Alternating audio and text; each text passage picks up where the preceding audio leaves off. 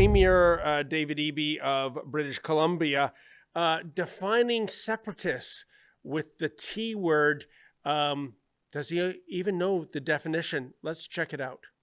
Within our own country to advance that conversation. And you're asking the Americans or any other government for help. I mean, that is the definition of treason. Then what actually are we standing for as Canadians? We have to defend this country. We have to fight for this country. We have to call out people who would organize with a foreign government to destroy what we hold precious and close to our hearts. That is the definition of being a Canadian, in my opinion. I hate to be a nitpicker. That is not the definition of treason. And I went to the Oxford Dictionary. Here is the definition. The crime of betraying one's country, especially by attempting to kill the sovereign or overthrow the government, end quote. Does that define what those Alberta separatists were trying to do? No, not at all. And we joined this country through a stroke of a pen. That's probably how we're going to leave it. There's no violence here. There is no sedition. And I'm not taking any lectures from a guy who has a real problem with Chinese foreign interference in the mainland and extortion gangs running amok in his province, and he seems to do very little about it. Mm-hmm. His opioids are killing Albertans, and he's doing nothing about it. His bad ideas are killing Canadians, and he's doing nothing about it. Albertans are trying to forge a different way. The only thing that we need from the Americans when we leave is a recognition that we did. Because that's how you become a formal state in the world, is if somebody recognizes you as one, then you are one. That's all we need. Every other thing done towards sovereignty will be done by Albertans for Albertans. And if I had to guess, he's real scared that if we leave, the gravy train with biscuit wheels is pulling out of the station for him, and his own province will crack in half.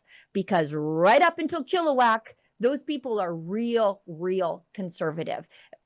I think most of northern BC definitely yes, culturally aligns with Alberta values. Yep. Those people up north, they are just an extension of the city of Grand Prairie. And so he knows that he's got a problem on his hands if Alberta leaves. And Sheila, as an Albertan, what do you think of Stephen Crowder having your back? We have a little video clip of him. Let's see what Mr. Crowder had to say. Just say, treason. You should be proud to be Canadian. Why? Why should I be proud to be Canadian if this doesn't resemble the country that I grew up in? That's what they're saying. They have the right to ask that question. Why they have the right to determine their future. Why be proud to be Canadian when the rest of Canada is not proud of you? You know, in Alberta, they're so browbeaten by the rest of the country, not even, joking. They really do feel a certain way about them. They feel like they're lesser than them. It's not the same country, and I understand why they don't feel represented, and I think they should leave. Albertans, do it. And I tell you what, if you do that, the United States has your back. Just say, we're gonna. We're gonna. Thanks. And Stephen, I watched that whole podcast yesterday I listened to it when I was out for a run. And, he talks about how, he even says, like, you probably don't want to be the 51st state, and that's okay. Like, don't want to trade one country for another. You can go your own way. You do have the ways, the means, the people, the know-how, and the economy to go your own way.